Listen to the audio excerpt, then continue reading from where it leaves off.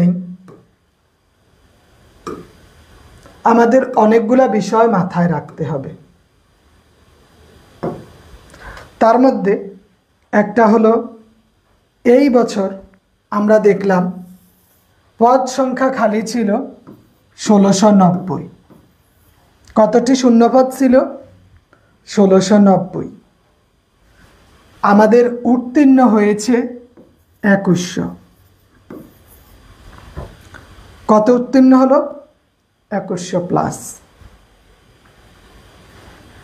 এর থেকে যদি 1690 বাদ যায় বা 1700ই ধরলাম, তাহলে আমাদের 400-র মতো টিকে থাকে। 18, 19, 20, 21, 400।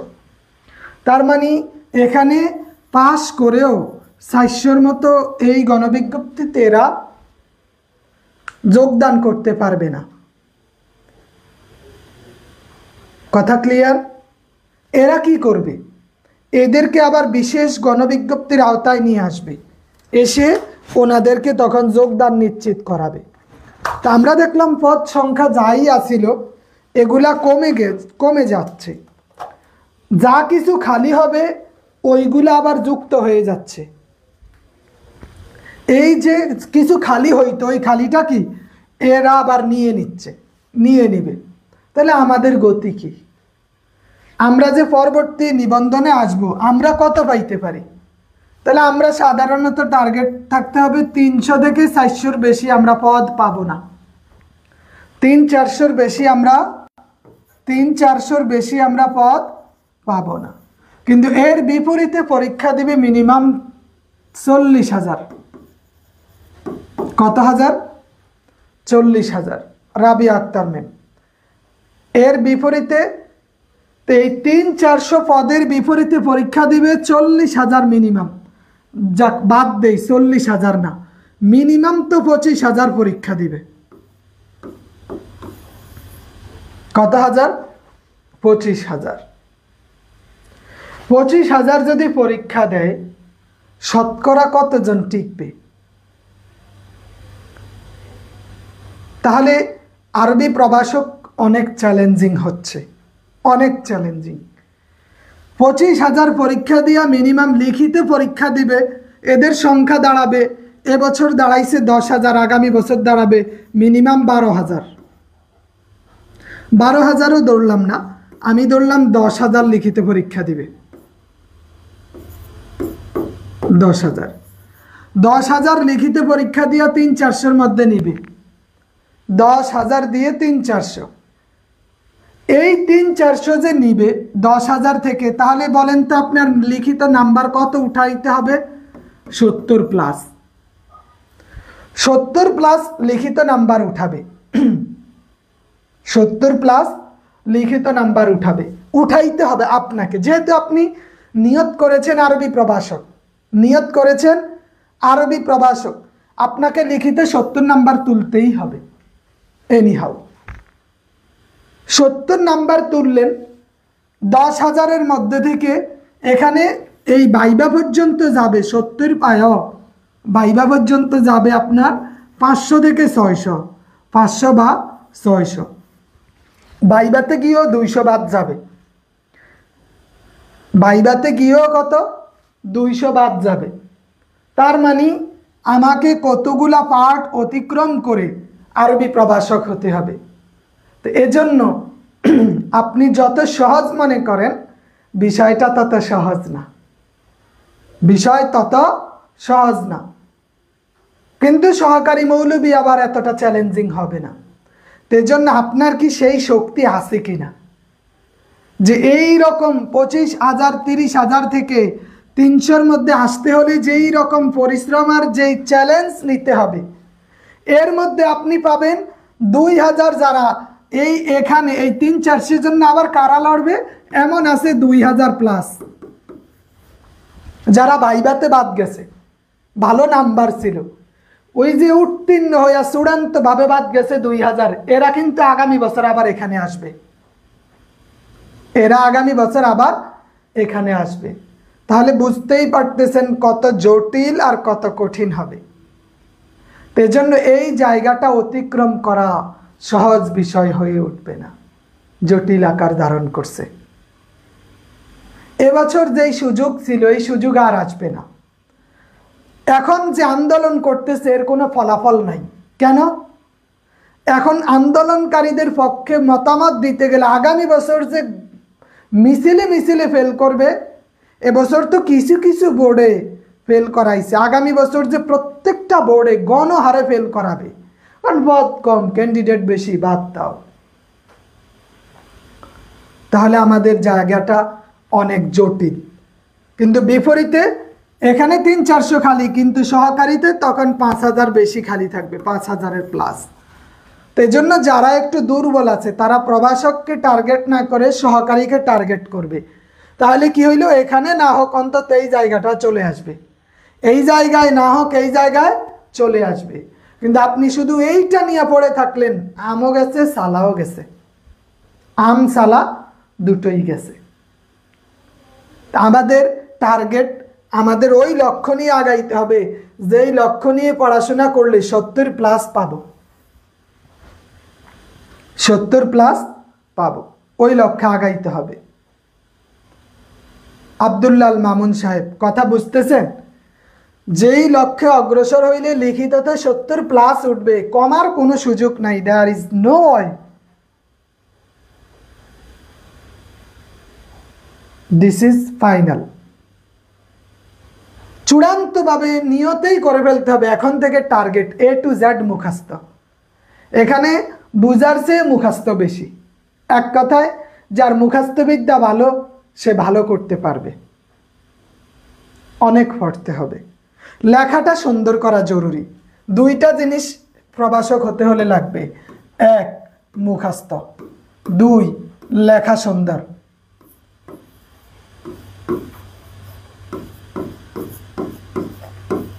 সুন্দর 3 তথ্যবহুল লেখা, তথ্যবহুল।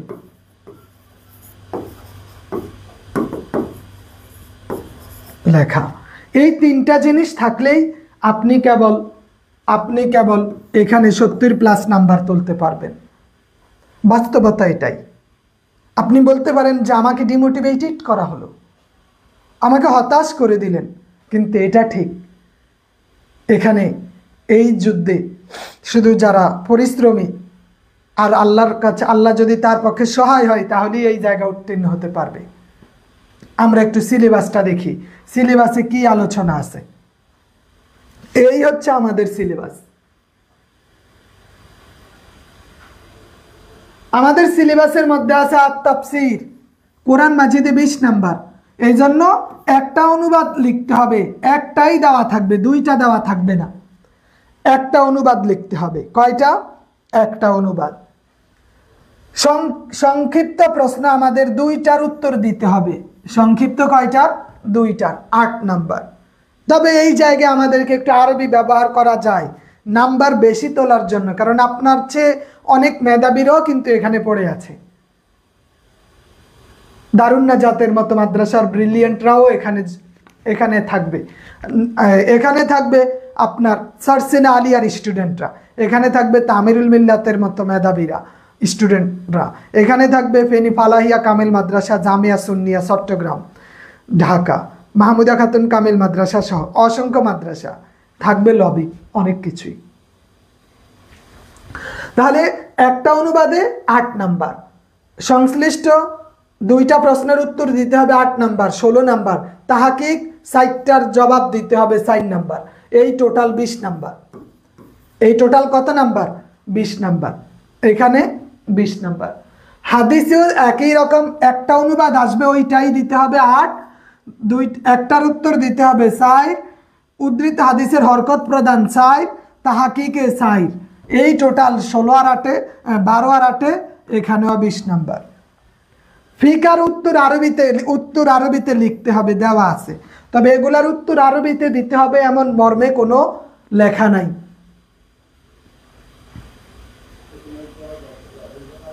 জি মেহেদি হাসান সাহেব, আমি কি বলতেছি আগে আমার কথা শুনেন, আমার কথাটা আপনাকে আগে শুনতে হবে। অনেকেরই জিজ্ঞাসা, গ্রামার পারি না, মুখস্থ করা যায়। তা আমরা এখানে গ্রামারের আপনি কি দেখলেন? তাহাকিক জানলেই এই সাইড আর এই সাইড 8 নাম্বার তাহাকিক, এখানে 40-এ 8 নাম্বার তাহাকিক, বাকিটা সব মুখস্থ, বাকি সব মুখস্থ। তো এই তাহাকিক কম বেশি সবাই জানে। একটা তাহাকিক লিখতে 60টা জিনিসের প্রয়োজন, এর মধ্যে যদি 4টা অথবা 5টাও লিখে দেন নাম্বার কিন্তু দিবে, নাম্বার দিবে, নাম্বার দিবে। তো এই যে 40-এর কথা বললাম, 40-এর মধ্যে গ্রামার কই পাইছেন? মেহেদি হাসান ভাই বলেন, এখানে গ্রামারের কি এমন পাইছেন? পান নাই। উদ্ধৃত আয়াত সংশ্লিষ্ট 2টা প্রশ্ন, 2টার উত্তর দিতে হবে 8, 2টার উত্তর 8। আরবি উল্লেখ নাই, বাংলায়ও লেখা যায়, তবে আপনার অন্য ভাই আরবিতে লিখবে, আপনি বাংলায় লিখবেন। নাম্বার দেওয়ার ক্ষেত্রে যিনি পরীক্ষক খাতা দেখবেন তিনি অবশ্যই তাকে একটু নাম্বার বেশি দিবেন। তবে আপনার লেখা সুন্দর, কোয়ালিটি সুন্দর, কোয়ান্টিটি আছে, তাহলে আপনাকেও নাম্বার দিবে। আরবি লিখলেই যে নাম্বার দিবে বিষয়টা এইরকম না, তথ্যবহুল হতে হবে, লেখা সুন্দর হতে হবে। এটাও একটা প্রশ্নের আরবিতেই দিতে হবে, এখানে 4 নাম্বার, এইটা আমরা দেখলাম। আলফিক, ফিকাতে 20 নাম্বার, এখানে 60টা প্রশ্নের উত্তর দিতে হবে আরবিতে। কয়টা প্রশ্নের উত্তর? 60টা প্রশ্নের উত্তর। তাহলে আমরা 60 নাম্বার দেখলাম। কত নাম্বার? 60। এই 60 নাম্বার যে দেখলাম, এই 60-এর মধ্যে 60ই মুখস্থ।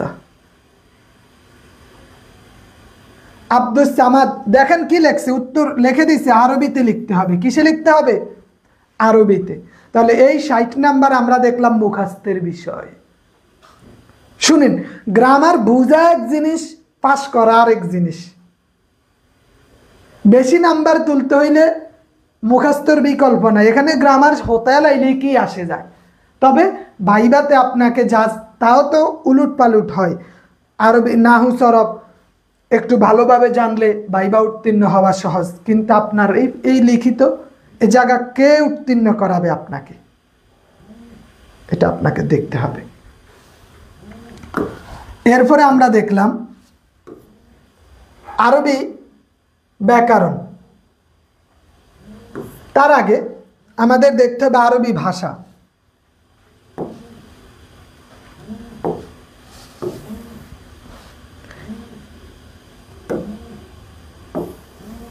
এই যে এখানে আরবি ভাষায় এখানে 20 নাম্বার দেখেন। অনুবাদ, একটা অনুবাদ লিখতে হবে 5, একটা অনুবাদ লিখতে হবে 5, একটা ব্যাখ্যা লিখতে হবে 5, তাশকিল শূন্যস্থান পূরণ একটা দিবে, ওইটা দিতে হবে 5। তাহলে 20-এর মধ্যে আমার মুখস্থ হয়েছে 10। মুখস্থ কত? 10।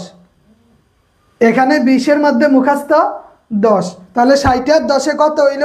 70 হইল। এরপরে কি আছে? এই যে এখানে আছে সংলাপ, এইটাও মুখস্থের বিষয়, এখানেও 5।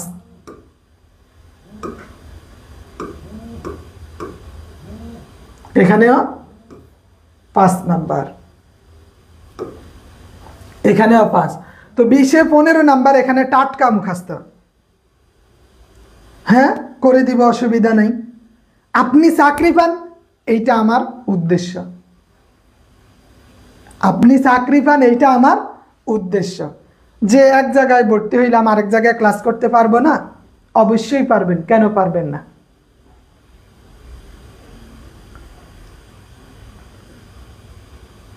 মেহেদি হাসান সাহেব, অবশ্যই আপনাকে সহকারীতে অ্যাড করাই দিব, কোনো সমস্যা নেই, ক্লাস করেন। আমার কথা হলো আপনার পাস চাকরি করতে হবে, আপনি যেন একটা সময় গিয়ে বলতে পারেন যে আলহামদুলিল্লাহ আমি পাস করছি, আমি লিখিত পাস করছি, আমি ভাইবা পাস করছি, আমি সনদ পাইছি, এত নাম্বার পাইছি, অমুক জায়গায় অমুক প্রতিষ্ঠানে যোগদান করছি। আপনার কাছ থেকে এই কথাগুলো শুনতে আমার মন চায়, সে যেই হোক। আপনি যখন বলবেন আমি আলহামদুলিল্লাহ এখানে যোগদান করছি, এটা শুনেই আমার আনন্দ, আর কিছু না। তাহলে আমরা দেখলাম এই যে আরবি প্রথম পত্রে 20 নাম্বারের 15 নাম্বারে টাটকা মুখস্থ, 20 নাম্বারের 15 নাম্বার টাটকা মুখস্থ। আরবি ব্যাকরণে দেখি কি আছে, দরখাস্ত 5 মুখস্থ, বাংলা থেকে আরবি এটাও মুখস্থেরই বিষয়, বাক্য শুদ্ধি গ্রামারের বিষয়, কাবায়েত যাচাই গ্রামারের বিষয়। তাহলে আমরা এখানে 20-এর মধ্যে এখানে 10 পাইছি। এখানে 40-এ 15 নাম্বার হয়তো আমাদের গ্রামার, 40-এ 15 নাম্বার গ্রামার। এখানে আমাদের এই যে 25 নাম্বার মুখস্থ। ওইখানে আমরা 60 নাম্বারের মধ্যে 8 নাম্বার যদি বাদ দিই, ওখানে 52 মুখস্থ, এখানে 25 মুখস্থ। তাহলে 52 আর 25-এ কত হইল? 7, আর এখানে হইছে 7, 77 নাম্বার মুখস্থ, 77 নাম্বার মুখস্থ। তাহলে ওখানে থাকে 8 আর এখানে থাকে 15, 23। 8 আর 15, 23 নাম্বার আমাদের গ্রামাটিক্যাল বিষয়। তবে কিছু কিছু জানলে এই 23-এর মধ্যে আপনার এই 10 নাম্বার পাওয়া সহজ, 10 পাবেন সাধারণত।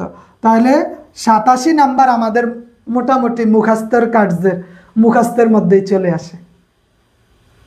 মানে গড়ে 90 নাম্বারে আপনার মুখস্থের অন্তর্ভুক্ত। মেহেদি হাসান সাহেব, এবার বলেন আমি ভুল কিছু বলছি কিনা? আব্দুল্লাল মামুন সাহেব, আমি ভুল কিছু বললাম? রিপ্লাই দিবেন যে 100 নাম্বারের মধ্যে আমরা এইখানে আব্দুল সামাদ সাহেব 100 নাম্বারের মধ্যে এখানে দেখলাম গড়ে আমাদের এই 90 নাম্বারই মুখস্থের বিষয়, 90 নাম্বার মুখস্থের বিষয়। ভালোই পড়া। তো এখানে আমরা গ্রামার আর কতটুকুই পাইলাম লিখিততে। গ্রামার কিছু পাইছি এখানে। আচ্ছা, আপনি যে বললেন আমি তো গ্রামার পারি না, আমার তো ভয় করে, কি যে হবে, এখানে গ্রামারের কি পাইছেন? আমার কিছু আছে? নাই। তাহলে আমাদেরকে কেউ কেউ ভুল মেসেজ দেওয়ার কারণে আমরা দ্বিধাগ্রস্ত। বিষয়টা এইরকম। আচ্ছা, কেউ কেউ আমাদেরকে মিসগাইডেড করছে যে লিখিত পরীক্ষায় গ্রামার ছাড়া গতি নাই, কিন্তু বাস্তবতা আমাদের ভিন্ন চিত্র দেখায়। আমাদেরকে দেখায় জানো, বুঝো, মুখস্থ করো, পড়ো, এই ফ্রি হ্যান্ড রাইটিং এক্সপার্ট হও, যে যাই আসুক লিখে দিতে পারো, এই মানসিকতা থাকলেই লিখিততে পাস করা, নাম্বার তোলা সহজ, নাম্বার তোলা সহজ। এবার আমরা দেখি আমাদের সিলেবাসে কি আছে। আমাদের সিলেবাসে কি আছে? আরে আগে তো লিখিত উত্তীর্ণ হন, বাইবা তো দোয়া করলেও পাস হয়ে যায়। আবার এখন বলতে পারেন তাহলে 2000 ফেল করাইছে কা? বাইবাতে কাউকে কিছুই জিজ্ঞেস করে না পাস, কাউকে 18-20টা প্রশ্ন জিজ্ঞেস করছে, জবাব দিছে, ফেল হয়েছে না? রিজিক আল্লাহর পক্ষ থেকে। বাইবাতে অনেক তামাশাই হয়েছে। কোনো কোনো বোর্ডে 2-3টা প্রশ্ন করছে, ছেড়ে দেওয়া হয়েছে। কোনো এই যে যেমন মুফতি ইব্রাহিম খলিল সাহেব, মুফতি ইব্রাহিম খলিল সাহেব নাম শুনছেন না? ইব্রাহিম খলিল সাহেবের নাম শুনছেন? নাহুসরফ বইটার লেখক মুফতি ইব্রাহিম খলিল সাহেব। ওনার বোর্ডে পরীক্ষা দিছে 60 জন। কয়জন? 60 জন। 60 জনের মধ্যে 55 জন পাস, 5 জন ফেল করছে। এই 5 জন কেন ফেল করলো? এরা কোনো জবাবেই দিতে পারে না।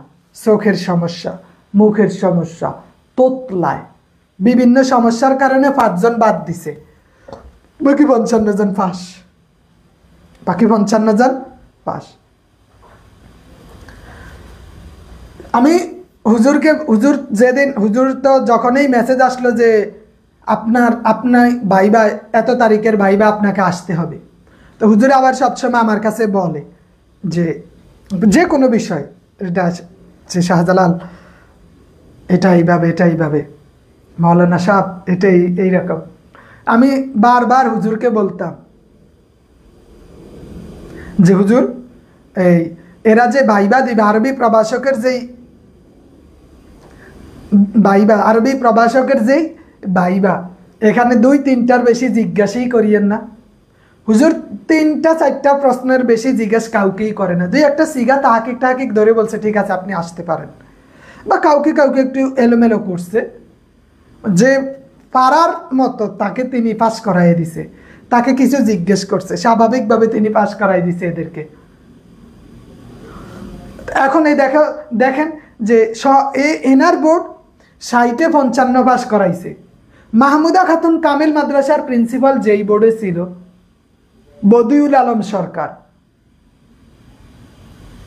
মোহাম্মদপুর কামিল মাদ্রাসার আরবি প্রভাষক কাউসার, মৌলানা কাউসার সাহেব যেই বোর্ডে ছিল, ওই বোর্ডে 60 জনে 7 জন পাস করছে, তার মানে 53 জন ফেল। 53 জন ফেল। তাহলে ইনি 60-এ 5 জন ফেল করাইছে, ইনি 60-এর 53 জন ফেল করাইছে। এনার ইচ্ছা ছিল কাউকেই ফেল করানো যাবে না, এরা লিখিত ভালো নাম্বার ভালো কষ্ট করিয়ে এখানে আসছে, সুতরাং যতটুক সম্ভব দিয়ে দেই। আর ইনি নিয়তেই করে আসছে যে আজকে শুধু ধরাবো, বাদ দিছে।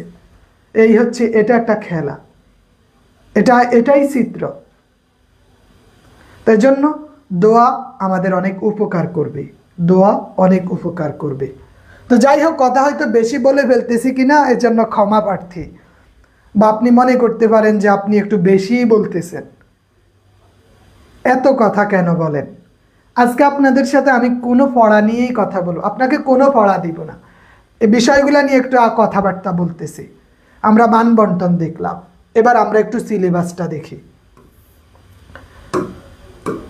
সিলেবাসে কি আছে? কোরআন মাজিদে আমরা এখানে দেখতে পাচ্ছি 5টা সূরা আছে। সূরাতুন নিসা, সূরাতুত তাওবা, সূরাতুন নূর, সূরাত ইয়াসিন, সূরাতুল হুজরাত। 5টা সূরা আছে।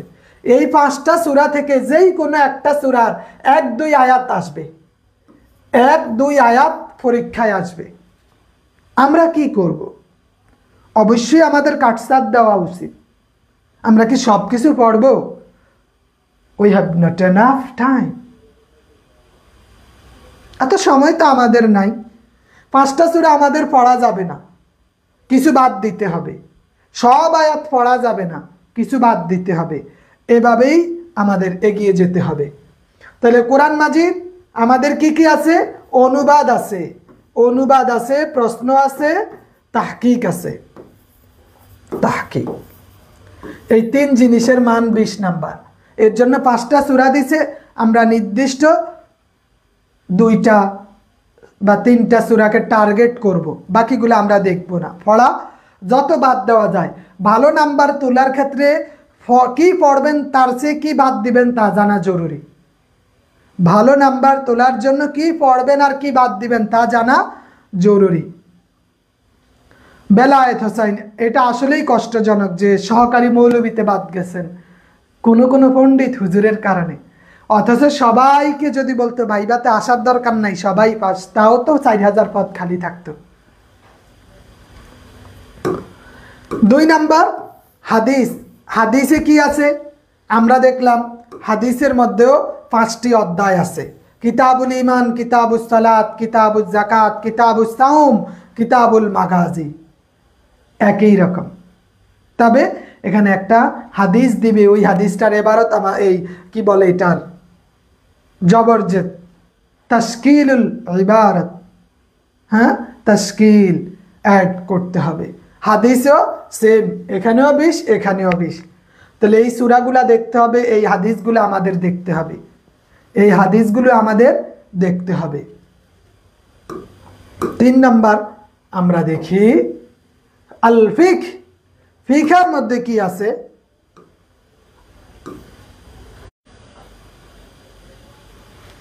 সিলেবাসে যারা এই কাজগুলা করছে, ভাইভাতে বাদ দিছে, এদের অধিকাংশই সিলেবাস কমিটিতেও ছিল এবং ওরাই প্রশ্ন করেছে। এরপরে আমরা দেখি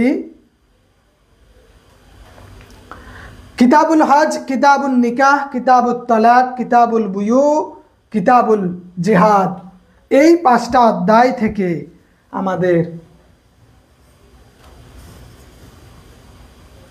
দেখতে হবে, 5টা অধ্যায় থেকে আমাদের দেখতে হবে। এরপরে কি আছে? আল লুগাতুল আরাবিয়া, এখানে যে 20 নাম্বার কোথা থেকে দিছে, আমাদের তাশকিলুল ইবারাত বা ইমলাউল ফারাগাত আছে, ওইটাও আমাদের দেখতে হবে। আর কাওয়াইদুল লুগাতুল আরাবিয়াতে কি আছে, এখানে আছে ইখতিবারুল কাওয়াইদ, ইস্তাখরাজাল ইসতিলাহাত সারফিয়া নাহু, নাহু সারফের প্রশ্ন থাকতে পারে। ইমলাউল ফারাগাত, ইমলাউল ফারাগ এটা আছে, উইথ ক্লোজ, উইদাউট ক্লোজ, বাক্যশুদ্ধি আছে, বাংলা থেকে আরবি আছে এবং রচনা বা দরখাস্ত আছে। এই তো পড়া, এগুলাই আমরা দেখব, এগুলার উপর ভিত্তি করেই আমরা আলোচনা বা আমরা এই ধারাবাহিকতায় সামনে অগ্রসর হব।